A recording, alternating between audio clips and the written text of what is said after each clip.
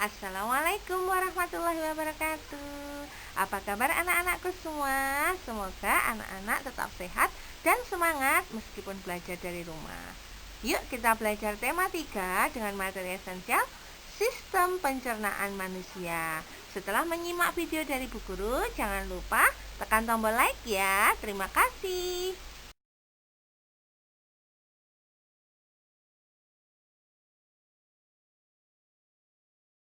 Nah, berikut ini Bu Guru sampaikan sebagai pengetahuan awal kalian ya, bahwa sistem pencernaan manusia merupakan sebuah proses penghancuran makanan yang terjadi dari dalam mulut hingga ke lambung. Selanjutnya terjadi proses penyerapan sari-sari makanan yang terjadi di dalam usus. Kemudian, proses pengeluaran sisa-sisa makanan yang dikeluarkan melalui anus. Dalam melakukan proses pencernaan makanan, organ pencernaan dibantu oleh enzim. Nah, tiap-tiap organ pencernaan ini mempunyai fungsi masing-masing.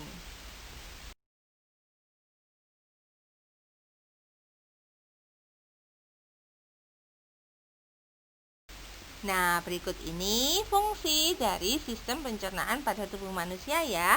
Yang pertama yaitu untuk menghancurkan makanan yang masuk ke dalam tubuh.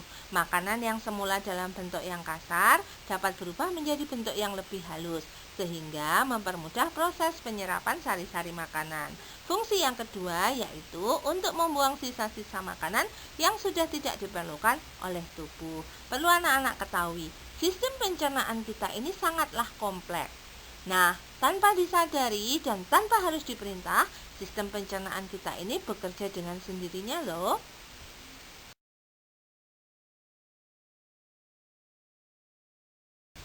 Baik, Bu Guru akan menjelaskan fungsi dari masing-masing organ pencernaan ya. Kita mulai dari mulut. Pencernaan makanan yang terjadi di rongga mulut ada dua, yaitu pencernaan mekanik oleh gigi dan pencernaan kimiawi oleh enzim amilase yang terdapat pada air liur. Nah, di dalam rongga mulut ada gigi, ada lidah, dan ada air ludah yang dihasilkan oleh kelenjar air ludah. Gigi kita ada 3 macam yang mempunyai fungsi yang berbeda-beda. Yang pertama, gigi seri berguna untuk memotong makanan. Gigi taring berguna untuk merobek makanan. Gigi geraham berguna untuk menggilas makanan. Sedangkan lidah kita berfungsi untuk mengatur letak makanan di dalam rongga mulut. Dan juga lidah sebagai indera pengecap rasa makanan. Dan yang terakhir, air ludah. Air ludah berguna untuk membantu melancarkan proses mengunyah dan menelan makanan. Selain itu, air ludah juga mengandung enzim amilase yang berguna untuk memecah karbohidrat atau zat tepung menjadi gula atau maltosa.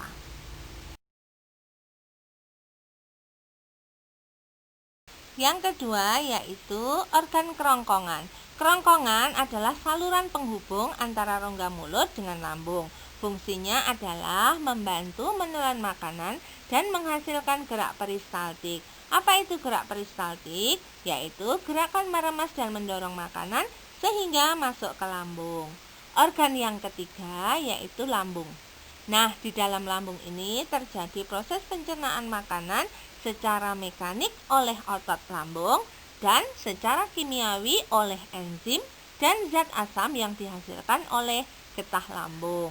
Otot lambung berfungsi menghancurkan makanan menjadi lebih lembut, sedangkan getah lambung akan menghasilkan 1 asam dan 2 enzim, yaitu asam klorida yang berguna untuk mematikan kuman penyakit atau bakteri dan juga mengasamkan makanan.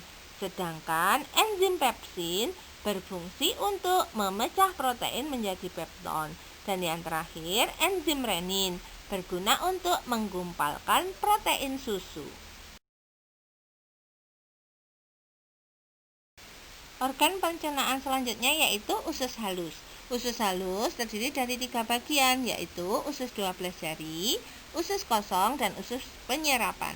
Usus 12 jari ini panjangnya sepanjang 12 jari kita. Nah, di dalam usus 12 jari terjadi pencernaan secara kimiawi yang dibantu oleh enzim. Enzim ini dihasilkan oleh pankreas. Pankreas terletak di ujung atas usus 12 jari. Nah, enzim yang dihasilkan oleh kelenjar pankreas yaitu enzim amilase, berguna mengubah zat tepung menjadi gula yang lebih sederhana atau maltosa. Yang kedua yaitu enzim lipase yang berguna untuk mengubah lemak menjadi asam lemak dan gliserol. Dan yang terakhir enzim tripsin yang berguna mengubah protein menjadi asam amino. Selanjutnya makanan akan masuk ke usus kosong dan dilanjutkan masuk ke usus penyerapan. Di dalam usus penyerapan terdapat jonjot atau fili usus yang berfungsi untuk penyerapan sari-sari makanan yang akan diedarkan ke seluruh tubuh oleh pembuluh darah. Perlu anak-anak ketahui, zat makanan yang berupa lemak akan diantarkan ke hati. Nah, hati ini akan menghasilkan cairan empedu yang berguna mencerna lemak menjadi asam lemak. Dan juga hati berfungsi untuk menawarkan racun.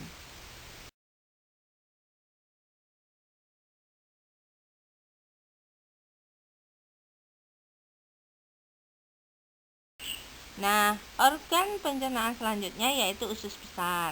Usus besar berfungsi untuk membusukkan sisa-sisa makanan yang tidak digunakan oleh tubuh kita. Nah, sisa makanan ini akan dibantu dibusukkan oleh bakteri Escherichia coli. Nah, selain itu usus juga berfungsi untuk tempat pembentukan vitamin K dan juga penyerapan air. Organ pencernaan kita yang terakhir yaitu anus. Anus berfungsi sebagai muara atau lubang untuk mengeluarkan sisa-sisa pencernaan yang kita sebut dengan feses atau tinja.